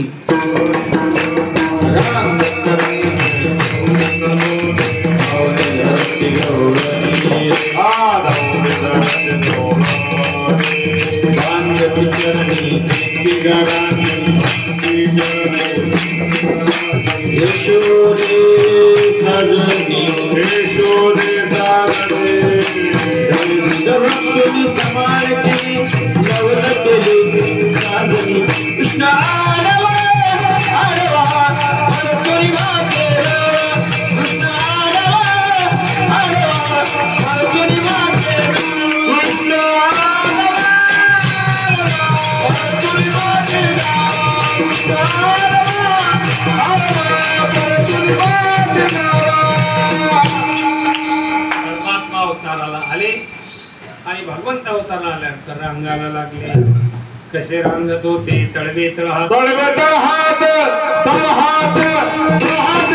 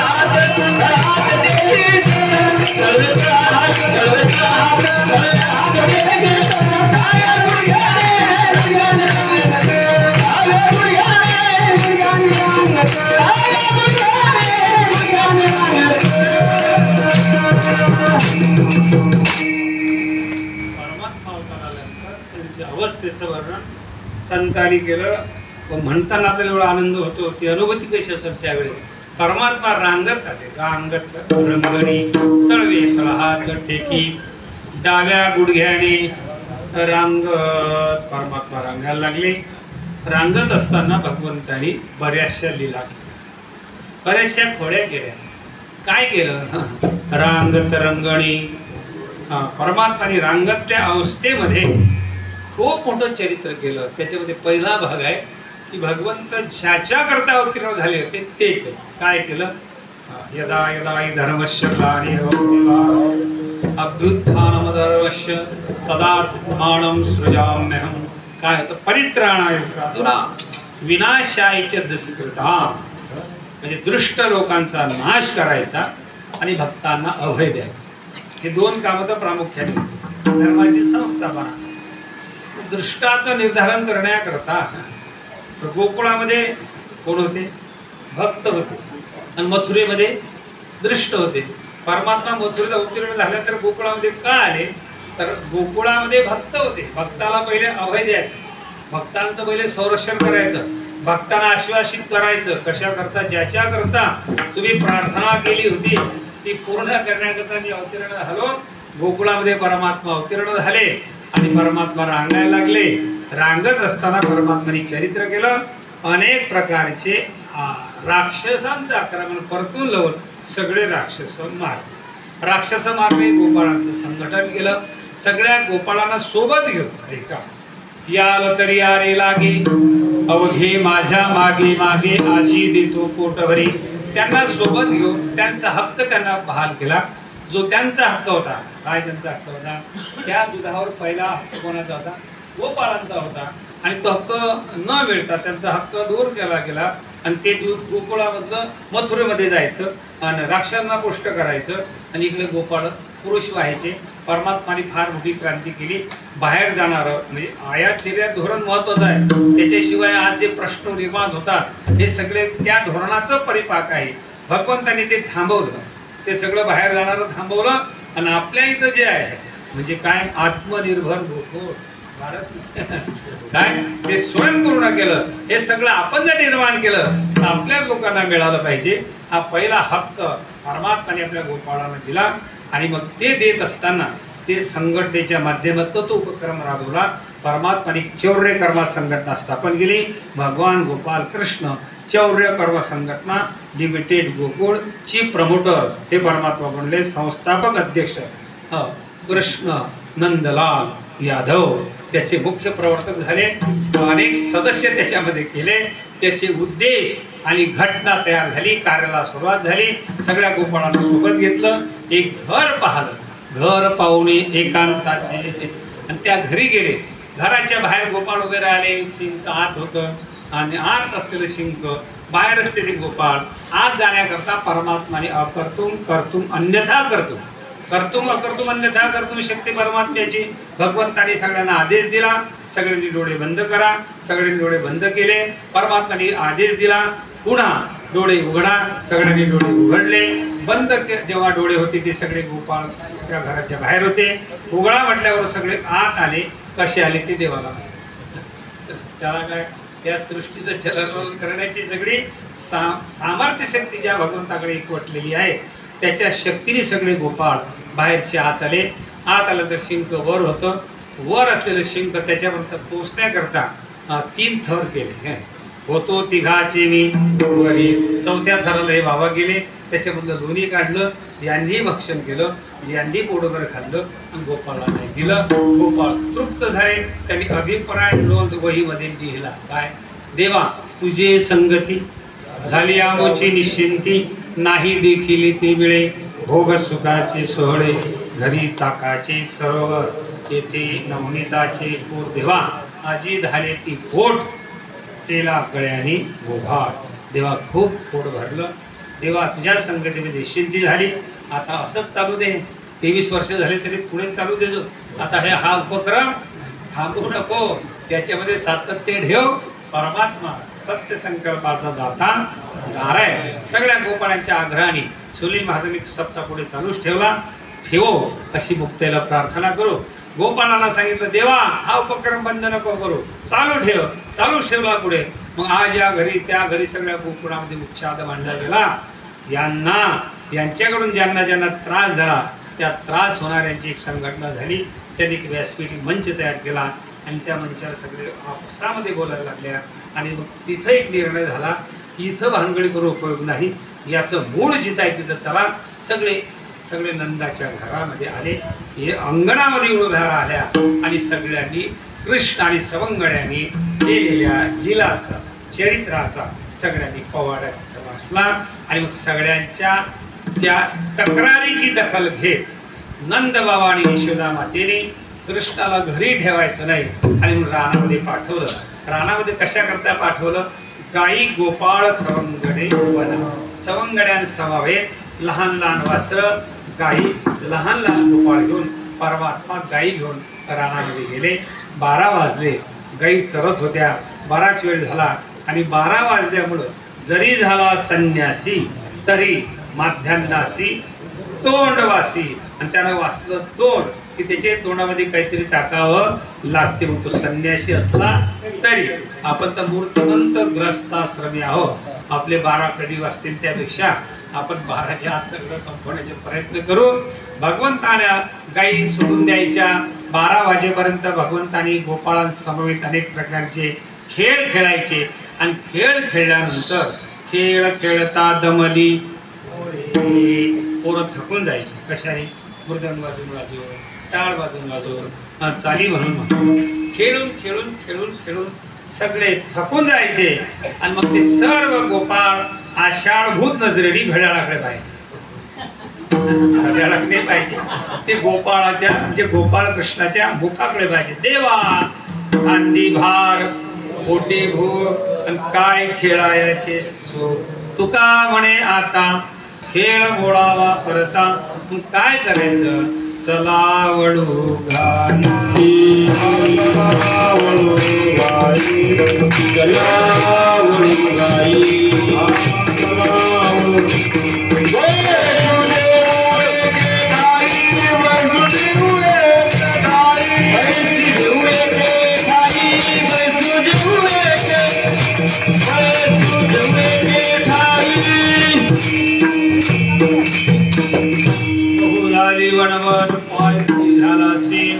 झाली आता वेळ म्हणती आणा शिदोऱ्या. सगळ्या गायी एकत्रित केल्या. कदंब वृक्षाच्या खाली गायी गोळा केल्या. सगळ्या गोपाळांना जवळ बोलवलं. भगवंतानी सांगितलं, गळ्यांनो आता एक करा, आपल्या घरून आणलेल्या शिदोऱ्या तुम्ही आणा, पण आणत असताना माझ्यासारखी असं तर आणा, तर जा. काय म्हटलं, माझ्यासारखे आहे का. आता त्याचे गोपाळ होते, ज्ञानोबराय होते, तुकोबाराय होते. जे झाले होता तुका त्यांचे तुकोबरा आहे, ज्ञानोबरा आहे, परखड बोलणारे होते. हो देवा, खूप छान दिसतो रे तू. तुझ्यासारखी शिदुरी कशी काय आणू? आधी तू चांगली घेऊन घेतली. कानोबा तुझी घोंगडी सांगली, आमाशी का दिली वांगली, आम्हाला 9 ठिकाणी फाटलेली, रक्तमूतानी भरलेली. आणि आता चांगली होईल कशी? आता चांगली निघली नाही. मग आता काय करायचं? आमची वांग तुझी चांगली, या दोघांचं काला कर. आणि आमचा वांगलेपणा तू घे, तुझा चांगलेपणा आम्हाला दे. तुका म्हणे काला आणि कोठे अभेद देखीला. आणि का गोपाळ आहे, ज्ञानोबरा आहे, सगळे गोपाळ झाले. ते म्हणते आम्ही आमचं हे अशी आहे, जशी आहे तशी. भगवंतानी सगळ्यांना एकत्रित केलं. सगळ्यांच्या शिदोऱ्या, आता कोणाचं कशी, कोणाची कशी, त्याच्यामध्ये अनेक प्रकारचे लोणचे. आता कोणचं लोणचं सांगायचं, बेळेकरचं सांगायचं, काय प्रवीणचं सांगायचं, अनेक प्रकारचे लोणचे एकत्रित केले. सगळ्या शिदोऱ्या एकत्रित केल्या आणि गोलाकार सगळ्या गोपाळांना बसवलं. लहान लहान गोपाळ पुढे घेतले, मोठे थोडा मागे ठरवले आणि असे पुष्पाकार त्यांच्या पाकळीप्रमाणे त्या गोपाळांना बसवलं. परमात्मा मध्ये उभे राहिले. भगवंताने आपल्या हाताने सगळ्यांच्या शिवऱ्यांचा काला केला. तुका म्हणे काला कुठे अभेद देखील ऐका. तो काला परमात्म्याने हातामध्ये घेतला. हातामध्ये घेतल्यानंतर परमात्म्याने कमरेला असं बांधलेलं, पावा इथं पवलेला. त्या स्वरूपाचं वर्णन शुकाचार्याने भागवतांच्या दशमस्कंदामध्ये केलं. बिभ्रत वेणुं जठरवडयों शृंगवेत्रेश्च कक्षे वामेन पाणुमसृण्टोलं तत्फला निंगिलेषु तिष्ठन् मध्ये स्वपरिसृहदो हासन नरवेस्य स्वर्गे लोके मिष्यते भुभुजे यज्ञ भुग्बाल गोपाल कृष्ण आकाशामधून पुष्पवृष्टी देवता करायला लागले आणि त्या काल्याचा आनंद पाहायला लागले. त्यांनाही त्या काल्याचा प्रसाद मिळावा म्हणून त्यांना सुद्धा तो अनावर झाला आणि ते काल्याच्या प्रसादाकरता आले. कुठं आले? काल्याचे आसे देव जडी झाले मासे, पण ऐका त्यांना काला मिळाला नाही. चला, ब्रह्मादिक आस करायला लागले. आस गर्दी ब्रह्मादिक, त्यांची आशा पूर्ण झाली नाही. इंद्रादिक स्वर्गादिक देव आजी ऊस अमरावती काल्याकरता सगळे आले, पण कोणालाच काला मिळाला नाही. का मिळाला नाही? तर काला 2 विजातीय पदार्थांमध्ये होतो, सजातीय नाही. भौतिक शास्त्राचा सिद्धांत आहे, द्रवरूप एकत्रित केलं तर काला होत नाही. घनरूप एकत्रित केलं काला होत नाही. द्रवरूप एक आणि घनरूप एकत्रित केलं की काला जेव्हा झाल्याशिवाय राहत नाही. देवादेवामध्ये काला होत नाही, भक्ताभक्तामध्ये काला होत नाही. आणि देव आणि भक्त एकत्रित आल्या तर काला झाल्याशिवाय राहत नाही. काला करी संत जन सवे त्यांच्या नारायण. नारायण आणि संत, देव आणि भक्त यांच्यामध्ये काला होतो. इंद्रादिक स्वर्गादिक देव जरी असतील तर त्यांना काला का मिळाला नाही? तर संत विचार आणि संत संगती नसल्यामुळं महाराजांचा दुर्लभ असलेला काला तुम्हा आपल्याला सुलभ झाला. वैकुंठात दुर्लभ असलेला सुलभ झाला. याचं कारण काय आहे? विशेष हा लाभ.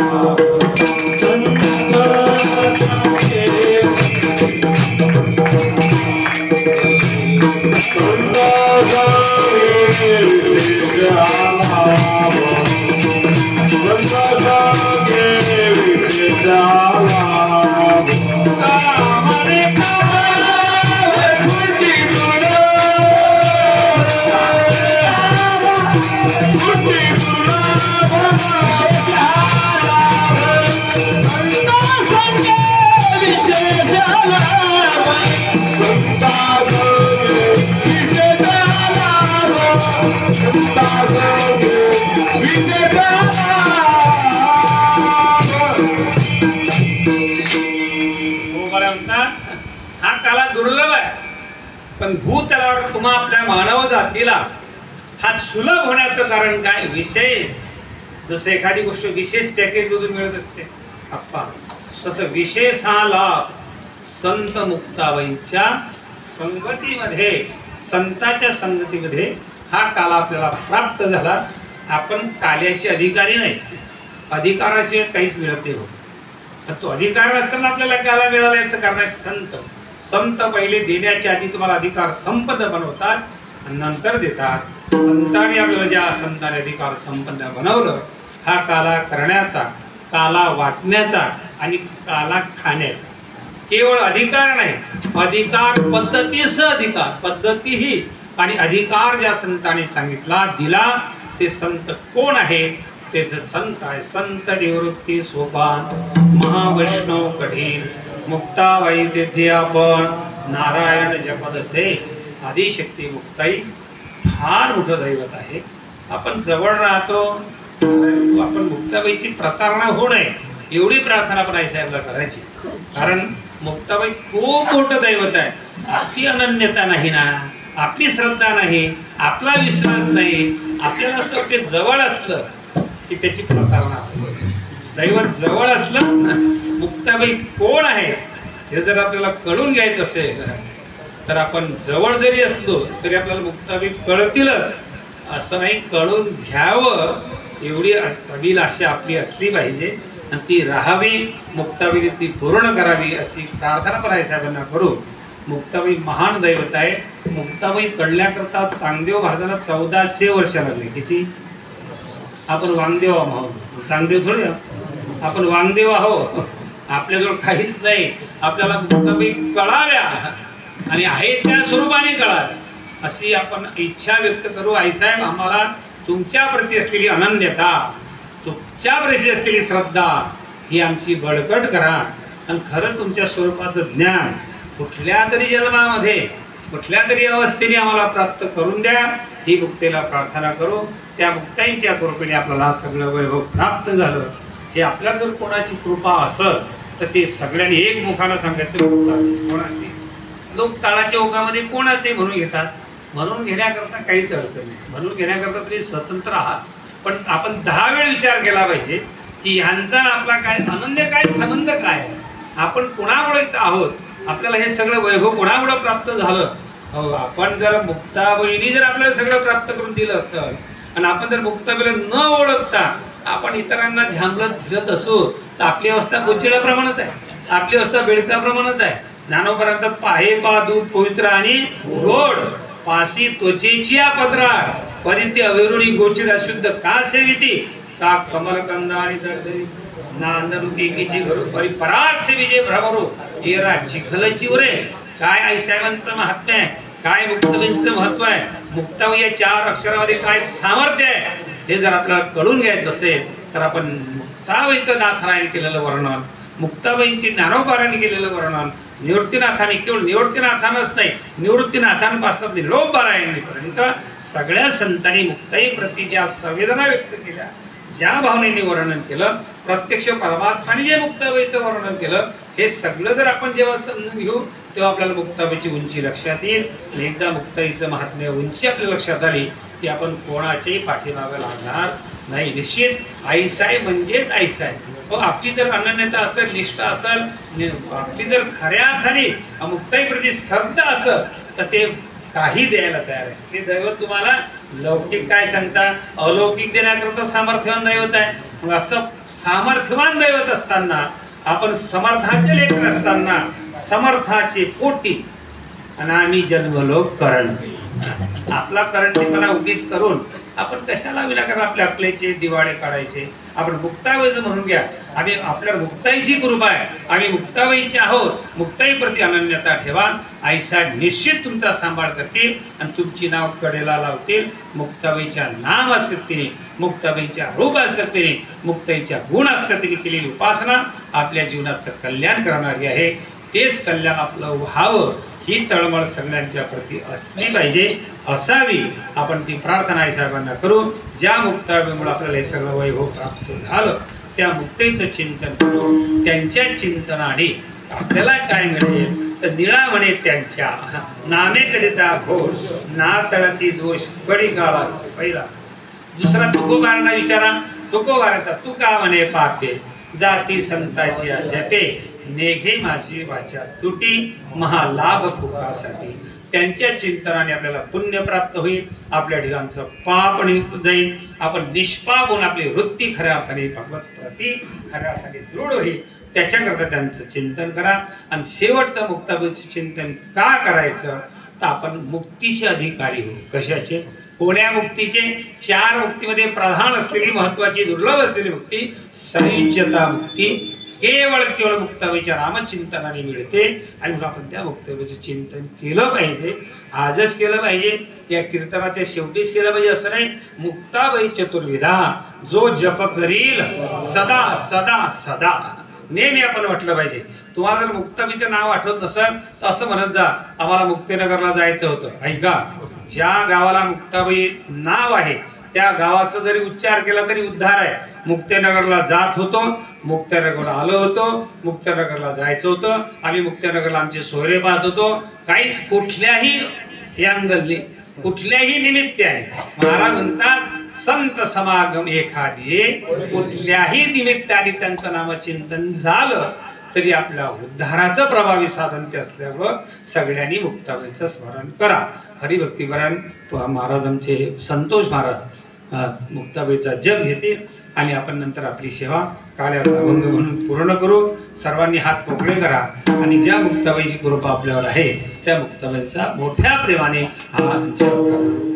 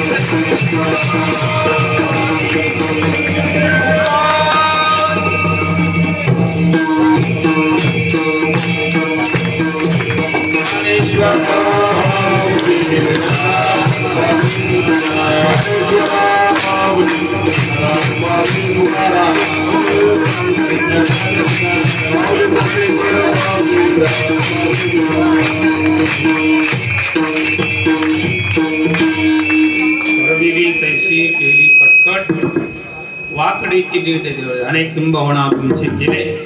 भगवंताने सेवा आपल्याकडून करून घेतली. या परिवाराला द्यावे तेवढे धन्यवाद. थोडे आमचे सुनील महाराज यांना आदिशक्ती मुक्ताई पुढील या कार्याच्या करता लागणारी जी शक्ती आहे हे शक्तीचं अधिष्ठान आहे. मुक्ताबाई कोण आहे? आदिशक्ती आहे. सगळ्या शक्तीचं मूळ अधिष्ठान कुठलं असेल तर ते मुक्ताबाई आहे. मुक्ताई त्यांना सदोती धिशक्ती प्रदान करते. आणि व्यक्तिगत स्वरूपाचा एखादा कार्यक्रम करून तो सिद्धीच देण्याकरता त्या कुटुंबाला खूप त्रास होतो मला माहिती आहे. म्हणून ते सगळा या परिवार या वारकरी संप्रदाय विचाराने प्रेरित झालेला आणि तो वसा आणि व्रत स्वीकारून इतरांपर्यंत पोहोचण्याकरता प्रयत्न आणि पराकाष्ठा करणारा परिवार, त्या परिवाराला मुक्ताबाईंनी शक्ती द्यावी आणि अशाच प्रकारची सेवा संप्रदायाची प्रस्थानताईच्या रूपानं आईसाहेबांनी करून घ्यावी. मला सुद्धा दरवर्षी काल्याच्या कीर्तनाला कुठल्याही कीर्तनाला नाही कीर्तनाला तर तसंही बोलवलं होतं आपण. तुमची सेवा आपल्याला घडली पाहिजे ही अभिलाषा आणि सगळ्यांच्या मुळे हा कार्यक्रम सिद्धीस गेला. याला अनेकांचं सहकार्य आमचे परमेश्वर महाराज आहेत. विलेकरी आमचे दीपक महाराज आहेत, चोपदार आहेत, ही सगळी टाळकरी मंडळी मुक्ताईच्या फळावरील सगळ्यांचं नाव घेतलं त्याचं नाव नाही, त्यांचं चरित्र एकाचं चरित्र म्हणजे एक प्रस्तावना होईल स्वतंत्र. त्याच्यामुळे सगळ्यांचे सर वगैरे वागोदे सर सर्वांच्या सहकार्याने सेवा आमचे सोनू महाराज ही सगळी मंडळी आपल्या परिवारामधले मुक्ताबाईंच्या फळावरचं वैभव आहे. आणि आईसाहेबांच्या सगळ्यांना सोबत घेऊन चालण्याची भूमिका मुक्ताबाईंची असल्यामुळं आपण आईसाहेबांचे पाईक आहोत. ते मंडलिकत्व पाईकत्व आपण स्वीकारलेलं हे आपलं भाग्य आहे आणि म्हणून त्याच पद्धतीने आपली वाटचाल आहे असावी ही मुक्ताईला प्रार्थना करू. पुनश्च एकदा सर्वांच्या सहकार्याने सेवा झाल्यानंतर त्यांना धन्यवाद देतो. सगळे प्रभू तुम्ही महिषीच्या मूर्तीचे श्रोते तुमच्या अनेक महाराज मंडळी या ठिकाणी आहेत, त्यांचं सुद्धा ऋणनिर्देश करणं महाराजांच्या वतीनं मला सुद्धा शक्य आहे, पण महाराज करून घेतील. सगळ्यांना हे सगळ्यांच्या सहकार्याने हा कार्यक्रम होत असतो.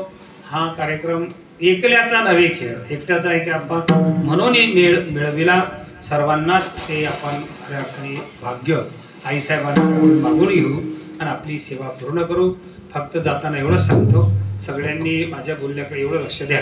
आतापर्यंत लक्ष दिलं काय मला माहिती, पण आता द्या की आपल्याला नरदे देवाने दिला याची इति कर्तव्यता ज्याच्यामध्ये आहे आणि ज्या अपेक्षेने संतांनी आणि भगवंताने अपेक्षा आपल्याकडून ठेवल्या त्या देवाच्या आणि संतांच्या पेक्षा एवढ्याच आहेत. तेवढ्या ऐका. काय अपेक्षा आहेत देवाच्या?